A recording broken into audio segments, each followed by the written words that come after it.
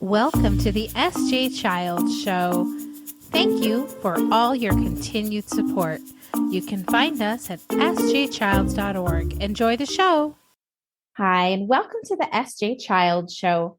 I'm really excited today to talk to Jake, and I'm going to let you, is it Didinsky? Yes. I figured as much. I'm phonetic, that way, but it's so nice to meet you. You have a really amazing background and story, and I'm really excited to get to know you more and just, have a really authentic conversation with you. Yeah, it should be a bunch of fun. I like to say that I have done so many different things in my life because of the knowledge that I've had from a young age that, I didn't know how much time I would have on this earth. None of us really know, but it's slightly different when you have a chronic illness. So my mindset from the get-go has always been try everything and, just experience as much as possible. I love that. That's the best attitude we can really have. And it goes to show like how much our mindset propels us into the right places or the wrong places for that matter, right? For sure. So yeah, tell us a little bit about yourself and introduction, kind of what brought you here. Yeah. So, as you said, the name is Jake. Most people either know me though as Jake Maxwell via stage name or Ultra, because that is how I am mostly known in the community in which I work, which is the kink LGBTQ community. I am pansexual. I am engaged to my lovely fiance. He is amazing, and I adore him with all of my heart. And I like to say that I literally my job is to press buttons. Like I go around the country and I press buttons both electronically and people's. Yeah. But in reality, I am a DJ. I'm an event producer. I'm also a journalist, and on top of that, now the CEO of an official nonprofit. So I'm super stoked. And yeah, Congratulations. thank you. Um, you know, it's funny because on top of all of that, right? Like, and that's what I usually tell people is like, oh, this is a little bit about backstory. But what most people don't realize is that prior to all that, my basis starts in politics, right? Like, I have a 12-year political work history that I got my first job in politics when I was 12. Worked on a presidential campaign with a deputy campaign manager. And then I just kind of was like, after the 2016 election, I had friends on both sides, and I was like, I'm out. Like, this is just not for me anymore. And I took a year, and I'm like, I need to find a new job. But it's funny because if you live in DC, you just know, right? Like, politics is like the kind of job where if you cannot commit yourself fully to it, you can't be in it. And so, in that essence, we kind of ended up here. Uh, it's been a roller coaster, and I'm just super stoked to talk about it. Oh, I love that. So tell me where your love of music and DJing and things like that came. When did that start for you? Yeah, so it's funny, right? So the first answer is my dad was a DJ at Studio 54. Yeah. Back in the day in the heat of Studio 54, might I add. So like Wow. he always tells me that the movie doesn't come close to some of the things that he saw. Sure. And so I remember like when I was because my mom and my dad split when I was 5. But whenever I'm going to spend time with my dad, there were always mixed CDs or mixed tapes, and I liked music. I always had a love for music. I connected with it in such a way that it, being on the spectrum and neurodivergent, it kind of spoke to me in a way that sometimes people couldn't. So when I was going through hard times, I my music when I was in my emo phase, which I'm still in, there was music. Every step of my life can be almost summarized via music. All that being said, my parents really did not want me to become a DJ and actively worked against it for many years. Wouldn't get me equipment, mostly because they knew how hard that lifestyle and that industry could be for someone like me who has this, heart of gold, so to speak. And people in my industry can sometimes not be so great. And eventually I made the Sorry. decision. You're good. This is I DJ. DJ, this is Jake. This is the real No, not the real DJ, but been there. he's also on the spectrum. Been there. But yeah, so I eventually decided to buy my own equipment and got a little intro board and decided that I was going to bet on myself, right? Like I was going to give it a year, see if I could make something out of it. Slowly started working at it. And then 4 years, 5 years later, here we are. Yay. Congratulations. And the Thank you. traveling, like that opportunity is priceless, right? You take Yeah. that opportunity when you can. And how much you learn in all the different cultures and diversity in all the different cities. And I wish I had the opportunity, maybe someday, SD Child's show tour, right? Uh, but for now, yeah, that's really sounds like really a lot of fun, but I'm sure it still comes with its challenges.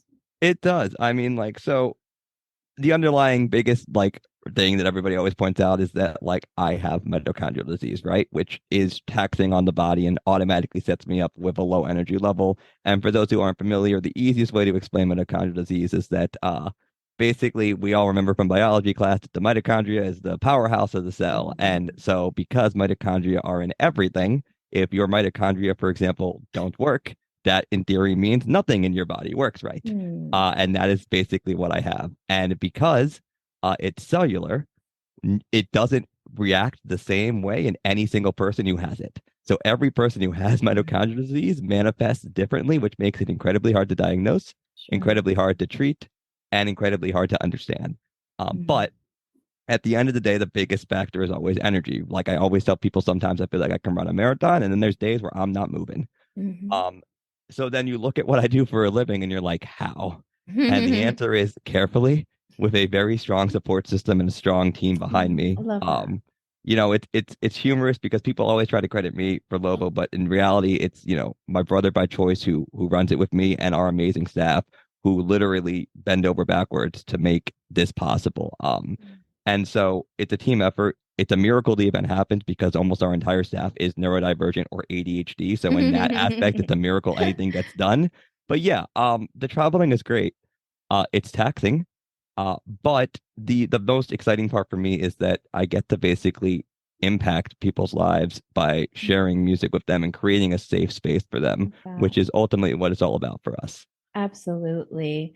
Well, are you able to tell us where you're going next and, Yeah. give us a little promotion on that for you and hopefully shout out to those in audience in that state, wherever you're going to be? Yeah, I mean, so we're going to Columbus literally as soon as we get off of here. Me and my brother are gonna drive to Columbus, which is gonna be super fun. 6 hours in a car together, and we're not gonna kill each other. Is what we're telling each other. And you know, we do that drive once a month because we're monthly in Columbus.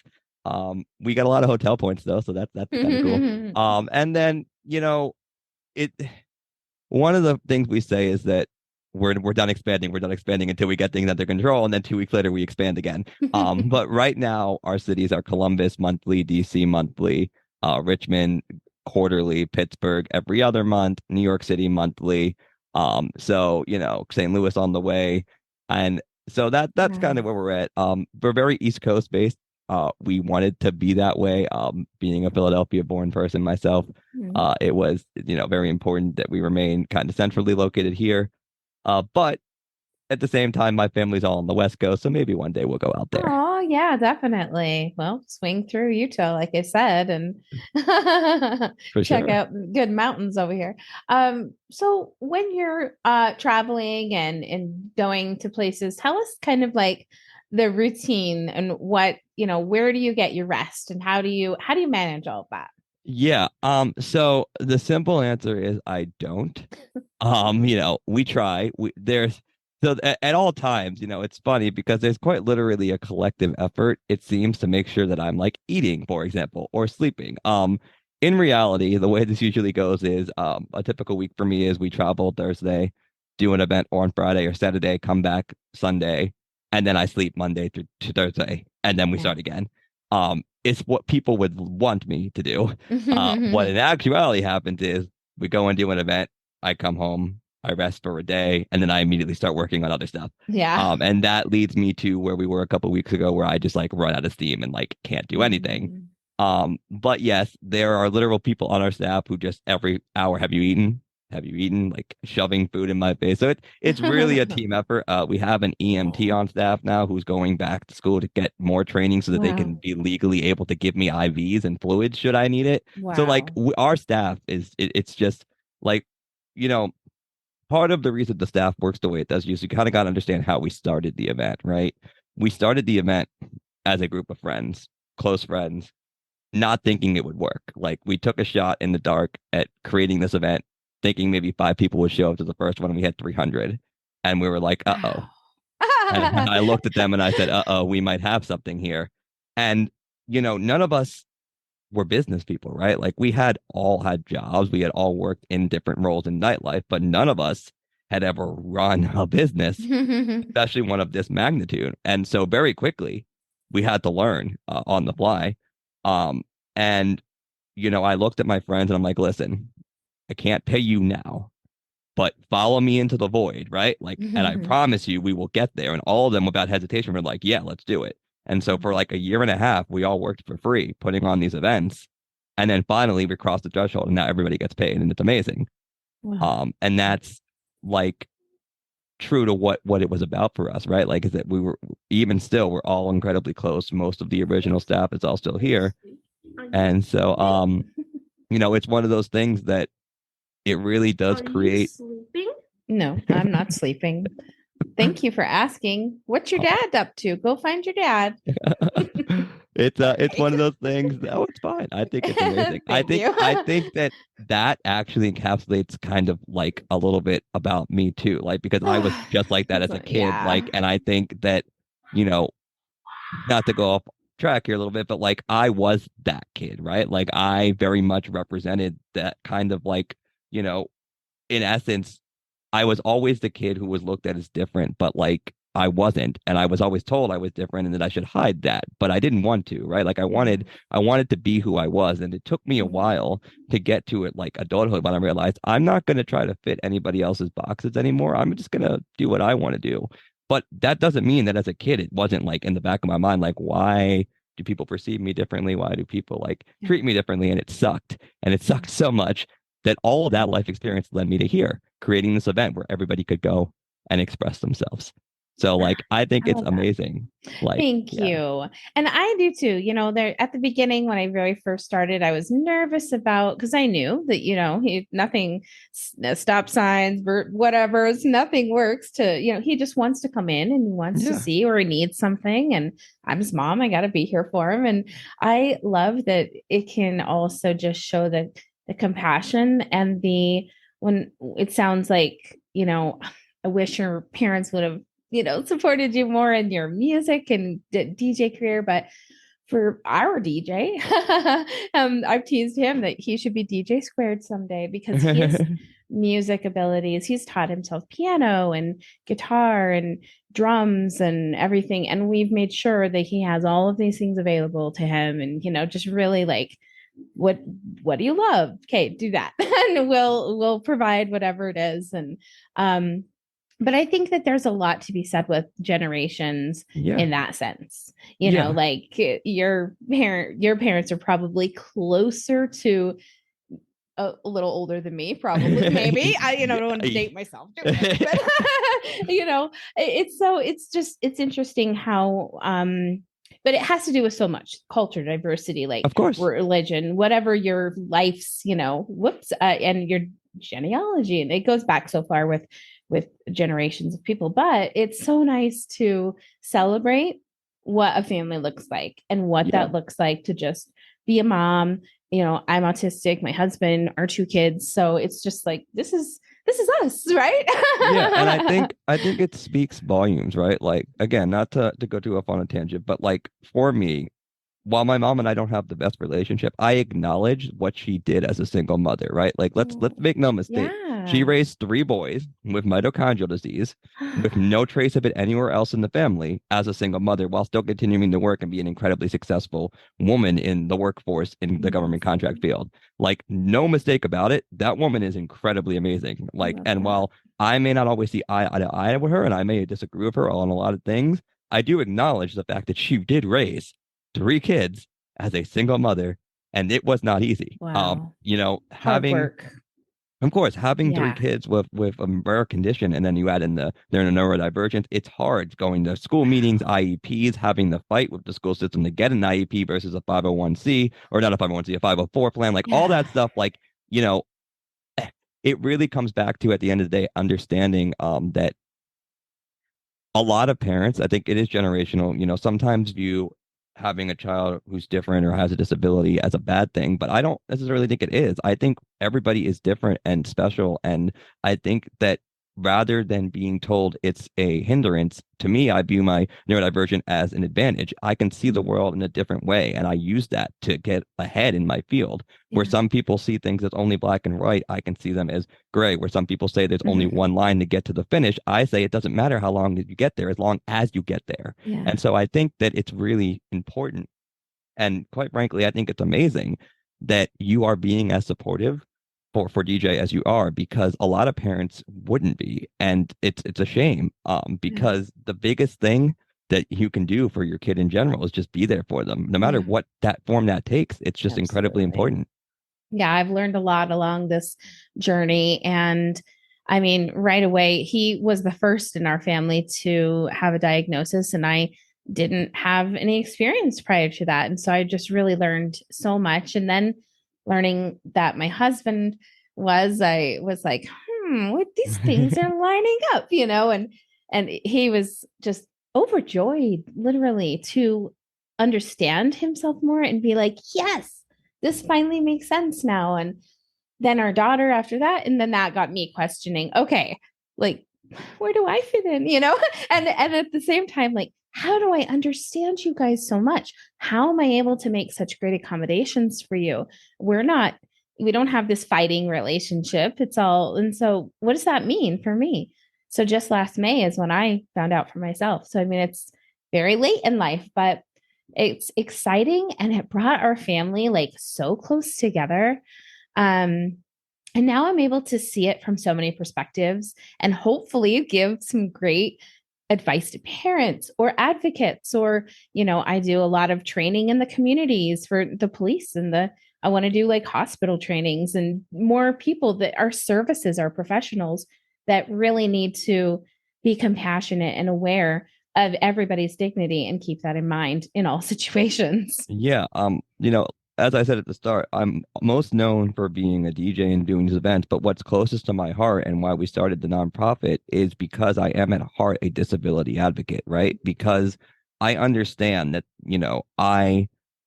I have been privileged in life, like to get to do some of the things that I've been able to do. While my parents weren't always the most supportive, they did have a lot of money, which allowed me to pursue my dreams. And so I often say that while my mom wasn't the biggest emotional support, she tried her best to financially support me and still does. And so, like, I get it. But because I was in that position to get to where I'm at, I now want to give back to those who have been given a bad hand, or just, aren't treated fairly. But at the end of the day, what's most important to me is being an advocate for those who like often get overlooked. We talk a lot about in the world, just in general, about, things that are really minuscule at the end of the day, but we miss big glaring things. The fact that the disability community as a whole gets left behind like 95% of the time, it's alarming. It's terrifying. I shouldn't have to yell at the government to view me as a person. Right? Like I should not have to go and try to persuade people that like just because I'm different doesn't mean that like I have to be treated different. Like, and I get it, and it's incredibly frustrating. And so, for me, being an advocate just for people in general, because and this is funny to say living in DC, a lot of decisions are made on behalf of the disability community, but 95% of the time it's made without consulting them. Yeah. Isn't that the truth? And, while I appreciate that at least we're being talked about, it would certainly be nice if the things that are going to impact my life, I would have a say in, so I could tell you how to best spend that money to help me instead of people just assuming. And so, like, I mean, that's just kind of my tangent, is that, like, so many people have disabilities, and a lot of them are invisible. Like mine, you can't tell unless I tell you. And so, the assumption is always that I'm just a normal person. And then when people find out, their mind is blown. But it shouldn't be, right? Like, I'm living proof that anybody with anything can do anything if given the support and the chance to do it. Absolutely. It's so true. Tell us about what an event looks like. I'm excited to hear about that. Yeah. I mean, so, I will give a warning to your viewers that I will be very blunt about what my events look like. So if you are slightly concerned or, kink averse, this is the time to fast forward or pause. So yes, Lobo was an event that was started originally for the pet play and kink community. It was started for the pet play, kink, furry community. We did the first one. It was very successful. And now 4 years later, coming into our fifth year next year, um, we have taken on something so much more than that. We've become a community. We've become a kink welcoming, gender inclusive, race, religion, doesn't matter. Anybody can come, right? Straight, gay, we don't care. What we do care about is that you keep the space safe, Mhm. and that you do your best to try to encourage, you know, consent obviously is huge for us. We get consent bans. But at the end of the day, what we are is a circuit party for people who want to just be themselves. Obviously you come to our events, you're gonna see a lot of kink. Like it just is inherently built in to our event because we encourage people to express themselves. And a lot of our party goers are neurodivergent and they're drawn to kink because it's kink on its own is defined really as a counterculture. And a lot of people who are neurodivergent identify with counterculture because they feel like, Exploration, and it yeah, feels like a lot. Yeah. it allows it there. So, when you're neurodivergent, you're already looked at from the world as like being different. But then you walk into the kink community and everyone's like, yeah, okay, we don't care, come on in. Like, and it's Yeah. it's literally an open arms thing. So same thing with like punk, right? Yeah. But yeah, what our events looks like is it's just a very loving atmosphere. That's not to say that we haven't made mistakes over the course of 4 years. We certainly have gotten some things wrong. But that is inherently part of the growing process, right? Is that you make mistakes, you learn, and you get better. Um, for us, the event itself is great and it's awesome. But what we tell people is we don't want to be a party that just comes to your city, takes your money, and leaves. Like we inherently lay down roots in every city that we go to help that community, even when we're not there.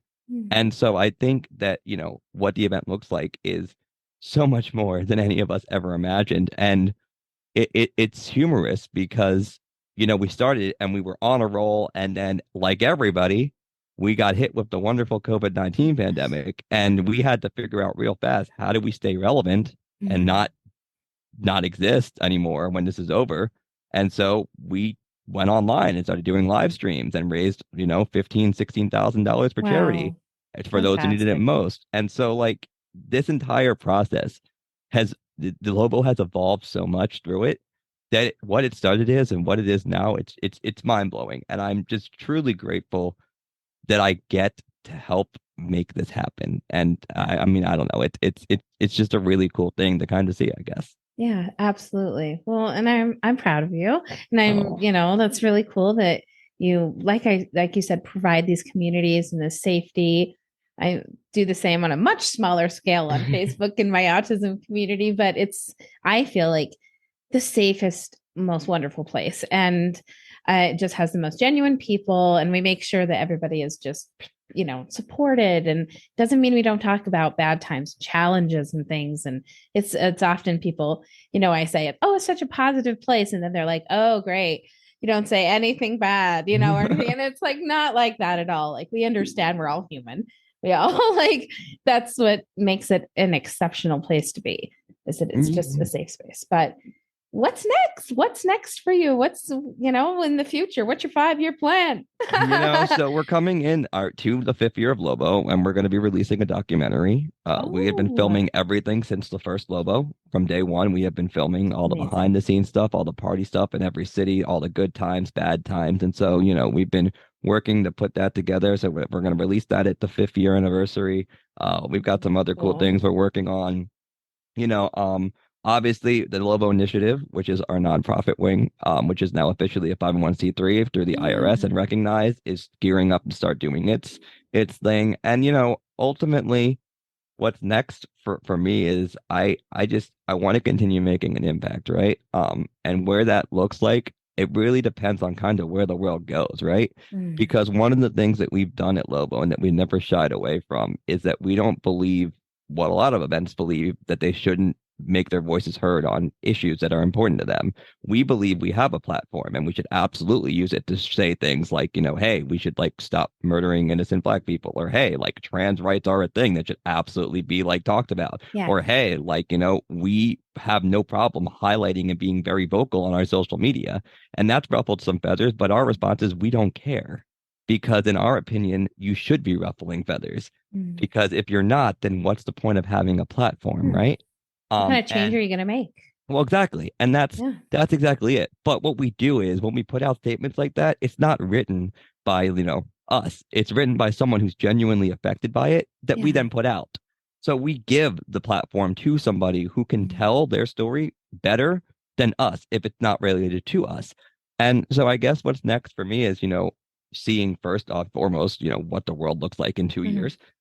And then, just trying to continue to do the best we can. Like I said, it's hard, right? Like you want to help so many people and you want to do as much as you can. But at the end of the day, sometimes you got to step back and realize you can't save everybody. You can't do everything and it's hard. And at the same time, I'm going through this phase where it's like, I have to realize that my life isn't always just for the community that I serve, that I also have to have a personal life that's separate for me to have with my friends. And that kind of got lost over the last couple of years. And so we're trying to get some of that back. But yeah, I think, what's next is that we just really want to continue sticking to our ideals, continuing to do education, continuing to grow, and making sure that we always stand by what we stand by for community and pillars and keeping our policy, which has always been a policy since day one, which is that we'll never price anybody out of an event, right? Like regardless of what the ticket cover is, if someone's going through tough times and can't afford a ticket, they just have to message us and we'll give them a free ticket. It's a no questions asked policy because in our opinion, $15 isn't worth somebody's life, right? Like 100%. We would rather them come and get to be around a community and have that moment than tell them, sorry, you can't afford, you aren't welcome. And so it's things like that that I think drive us to keep doing it, even though at times we've all wanted to be like, it's time. And, we just keep doing the best we can. I love that. So generous and so true to just, if you want to, bring a community together, you support them in any way possible. So you're doing that. And that's just, it's so gracious and wonderful. Oh, I'm excited that we got to have this conversation. Thank you so much. Where can we go to find you? Do you have a website we can, and social medias, all the good stuff? Yeah. So, JakeMaxwellProductions.com is our main hub of, where most of our events are. And then the LoboInitiative.com. The website is not in the best shape at the moment, but it's coming together. So you can check that out. And then, of course, at Lights Out DC on Twitter, Jake Maxwell on pretty much everything, the SoundCloud. I think that ultimately, we always love hearing from people, right? So reach out. And we're always happy to train people as well. One of the cool things that we've gotten to do is our staff is a very diverse, very eclectic group of people. And we bring them on and we train them and we pay them and we get them going. And, especially for those who want to pursue DJing, we're happy to teach them that. We're happy to get them into the industry. So just check us out, say hello. But, we're just doing the best we can. At the end of the day, we're just a bunch of kinky dorks who try to do the best we can for our community. Hey, I love it. I love it. Do you gotta be you and really be authentic to yourself. And that's where you find your true happiness. So congratulations on your amazing fiance. Congratulations on the nonprofit and the events. And thank you so much for being here with me today. I really enjoyed our time. Thank you for having me. Okay, well, I hope we can stay in touch. For sure.